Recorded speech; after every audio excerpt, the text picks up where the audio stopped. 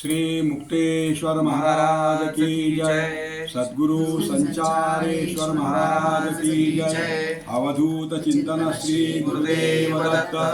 श्री गुरु संचारेश्वर स्वामी नरसिंह चरणी नमनाला। करितो सद्भावे मी स्वधर्म रक्षक प्रताप सूर्याला। मुक्तेश्वरासी धरिले हृदयी जाने अनन्य भावाने। कृष्णा राजा रामा तनया वंदू अखंड प्रेमाने।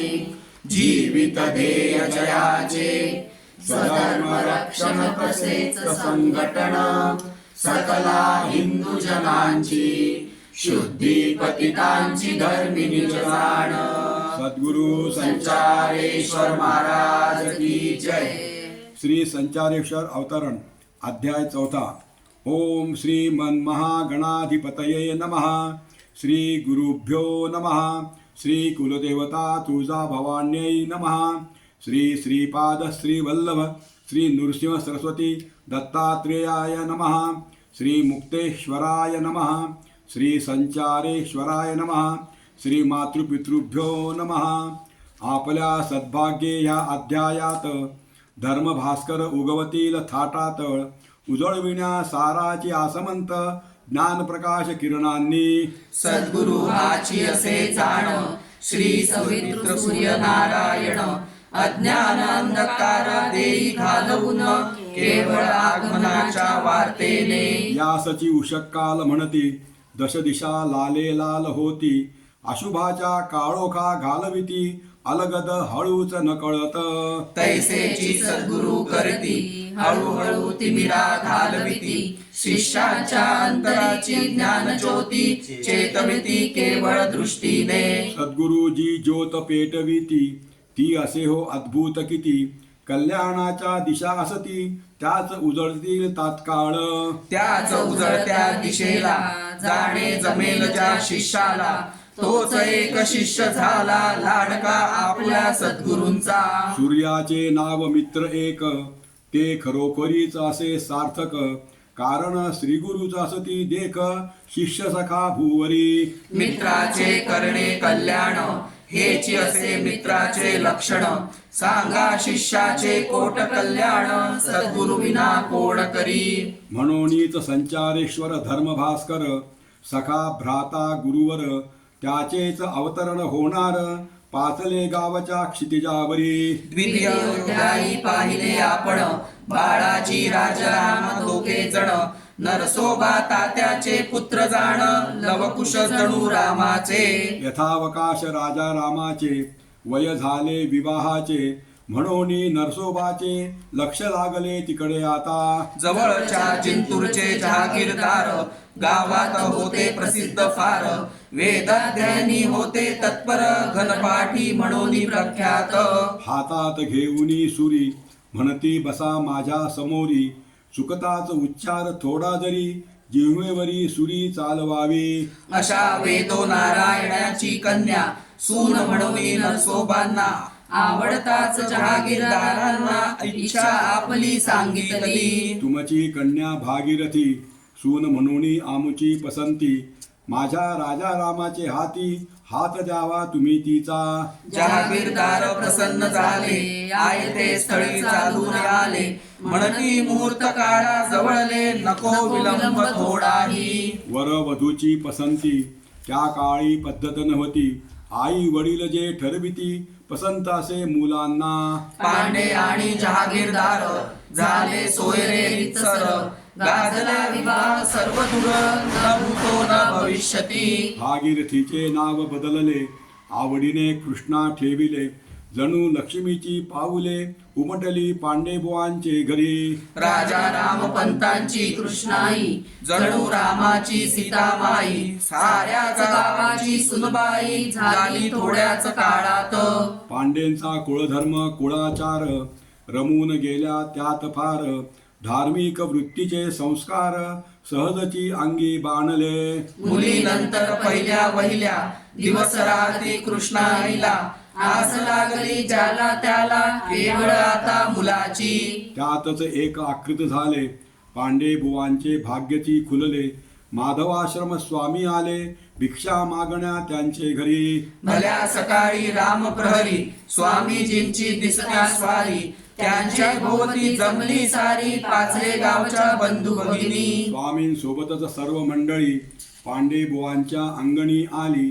स्वामींना बघताच फुलली वृत्ती राजा रामपंतांची. राजा रामपंत कृष्णाबाईंनी मस्तक ठेवली स्वामी चरणी. उसले त्यांना काय हेतुनी येणे आमच्या गृही केले. स्वामी बदले त्या दोघांना, आम्ही आलो भिक्षा घेण्या. होकार देतात तुम्ही जाणा, जाऊ आम्ही परतुनी. केवळ भगवंताच्या आज्ञेनी आम्ही आलो तुमचे सदनी. ओम भवती भिक्षांदेही म्हणून झोळी पसरली असे देखा.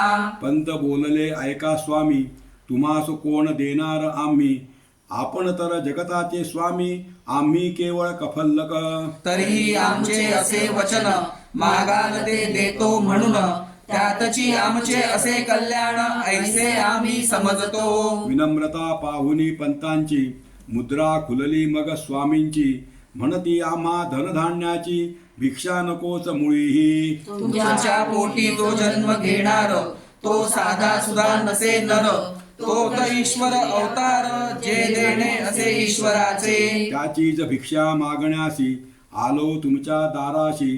सांभाळावे दैवी बालकाशी, आमची ठेव म्हणून या. इतके बोलून झाले तोच स्वामी निघून गेले. जैसे आले तैसे गेले, जणू वीज चमकली आकाशी. स्वामीजी गेल्या दिशेला सर्वांनी नमस्कार केला. आणि आनंदाचा कल्लोळ झाला पांडेबुवाच्या घरामध्ये. पांडे बुवांना पुत्र होणार, तो ईश्वराचा अवतार. ऐकून हे नारी नर बेभान झाले हर्षाने. मराठवाडा असे संत प्रसवा, याचा महिमा किती वर्णावा. कितीक संतांनी अवतार घ्यावा, गणुतीच नसे या सकाळी. हळूहळू दिवस गेले, पोटी बाळ वाढू लागले. ऐकाच कृष्णाईचे डोहाळे, विस्मित होती सारे जण. कृष्णाई नव्हती शिकलेली, कोणत्याच शाळेत नाही गेली. आणि अवचित मागू लागली ग्रंथ वाचावयासी. रामायण आणि महाभारत, गीता आणि भागवत, छत्रपती शिवरायांचे चरित दाखवावे म्हणे वाचुनी. जी नसे गेली गावाबाहेरी, जाईन म्हणे रामेश्वरी. कर्मेना आता मुळी घरी, संचार करू द्या देशभर. एकदा अचानक उभे राहुनी बोलू लागल्या जोरानं. मिळून आपण सारे जण गाव स्वच्छ करू आपले. कधी म्हणते सायंकाळी, बसा सर्वही माझ्या जवळी. करू भजन वाजवा टाळी, सामूहिकपणे सारे जण. गावात कधी कोणावरी अन्याय होताच सत्वरी. चवळतात उठतसे स्वारी कृष्णाबाई साहेबांची. कधी ध्यान लावून बसती, कधी हर्षोल्लासे नर्तन करती. कधी म्हणती करू आरती आपल्या शिवशंकराचे. ऐसे पाहुनी डोहाळे सारे आश्चर्यचकित झाले. आता आपण जाणतो भले ही नांदी श्रींच्या आगमनाची. दसऱ्याचे होताच सीमोल्लंघन, लगेच येई दिवाळी सण. वाट पाहती सारे जण कृष्णा माऊलीच्या वार्तेची. आला हो आला तो क्षण, नरक चतुर्दशीचा सण. प्रभातीच झाले अवतरण, धर्मभास्करांचे भूवरी. सके 1864च्या अश्विन चतुर्दशीला 8 नोव्हेंबर 1912 दत्तानंदे जन्म घेतला जगदोद्धारा कारणे. उधळा फुले आणि गुलाल, फेर धरुनी करा धमाल. आणि भजनाचा कल्लोळ करा सारे आनंदाने. आधीचा आनंद दिवाळीचा, त्यात सोहळा पुत्रजन्माचा. ऐशा आनंदोत्सवाचा कैसा रंग सांगावा. साधू संत येती घरा, त्याचे म्हणती दिवाळी दसरा. परी दिवाळी तशी संत येता घरा, त्यास कैसे वर्णावे. कृष्णाष्टमीलाच येती धरेवर, माऊली श्री ज्ञानेश्वर. लिहिती ज्ञानेश्वरी सुंदर, कृष्णाचे कार्य पूर्ण करण्या. रामनवमीला रामदास स्वामी जन्म घेती ठरवूनी. जन्मभरी राम कार्य करुनी, कृतार्थ करती कार्याला. आणि दत्त जन्माचे चक्षणी श्रीधर स्वामींनी जन्म घेऊनी. दत्त राम कार्या सजीवनी, अर्पिली असे सर्वदा. तैसेची नरसिंह संचारेश्वरांनी दिवाळीची साधून पर्वणी अवतार घेऊन ही अवनी केली असे आनंदित. साऱ्या गावात साखर पाने पंतांनी वाटली आनंदाने बारशाची गेली आवतणे साऱ्याच पंचक्रोशीत. पंतांनी स्मरण ठेवून स्वामीच धाडले निमंत्रण स्वामी बोलले आनंदून येणारच मी बारशाला. तुमचा जरी तो बालक असे तो आमचा मालक आम्ही त्याचे सेवक येतो आम्ही निश्चिंत असा.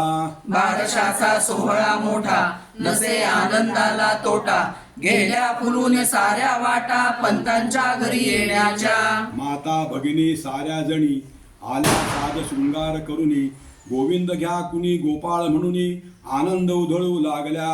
नामकरणाची वेळ झाली स्वामींची स्वारी नाही आली सर्व मंडळी थकून गेली वाट स्वामींची पाहता. वृद्धांनी सुचविले पंतांना आजोबांचेच नाव ठेवाना पंत लागले बाळाच्या काना नरसिंह म्हणून पुटपुटले. तोच स्वामी आले स्वामी आले ऐसे सारे गरजू लागले जणू आनंदाचे उदाहरण आले बारशाच्या सोहळ्याला. स्वामींनी येताच सत्वरी बाळाला घेतले अंकावरी बालक असे हा अवतारी सांगती सर्व लोकांना. पंत तुमचे भाग्य थोर दत्तानंदांनी घेतला अवतार मोक्ष मुक्तीला सारून दूर गृही तुमच्या प्रवेश रे. पुत्र नसे हा केवळ तुमचा पुत्र असे हा महाराष्ट्राचा पुत्र असे हा भारतवर्षाचा ठसू द्या हे तुमचे अंतरी. तुम्ही नार नरसिंह ठेविले हे तुम्ही योग्यच केले आता मी पदवी दान केले संचारेश्वर म्हणून या. मी पंचक्रोशी बाहेर नसे गेलो फारसा दूरवर परिहा नरसिंह संचारेश्वर देशपालता घालील. नरसिंह आणि संचारेश्वर दोन्ही नावे सार्थक करेल दृष्ट प्रवृत्तीचा करण्या संहार संचार करेल सर्व देशी. बालकास पाळण्यात ठेवूनी उभयतांना आशीर्वाद देऊनी स्वामी आले तैसे गेले निघुनी थांबती न क्षणभर कुठे. हा नरसिंह संचारेश्वर तुमचा पुत्र असे खूप थोर स्वामींनी सांगितले खरोखर भविष्य सारे बाळाचे. तरीही ज्योतिषी बोलाविला त्याने तर आज वासला म्हणे मी काय सांगू तुम्हाला भविष्य या अद्भुताचे. माझ्याही ज्ञाना पलीकडे असे हो याचे रूपडे याची कीर्ती चोहीकडे दरवळेल देशात चंदना परी. हा थोर संन्यासी होईल देशाची सेवा करील तुमचेही पांग फेडील धर्म प्रचार करोनी. येती शुद्ध बीजा पोटी फळे रसाळ गोमटी ही तुकयाची वाणी खोटी ठरेल कैसे मद सांगा. या अध्यायाची फलश्रुती जे पारायण करुणी आचरण करती त्यांना होईल तेजस्वी संतती जशी त्यांचे मनी असे. इति श्री संचारेश्वर चरितामृते दासमोहन विरचित ग्रंथे श्री संचारेश्वर अवतार कथानं नाम चतुर्दशोऽध्यायः. ओम नमः शंकराचार्यार्पणमस्तु श्री गुरुचरणारविंदार्पणमस्तु. हरये नमः हरये नमः हरये नमः. जय जय रघुवीर समर्थ.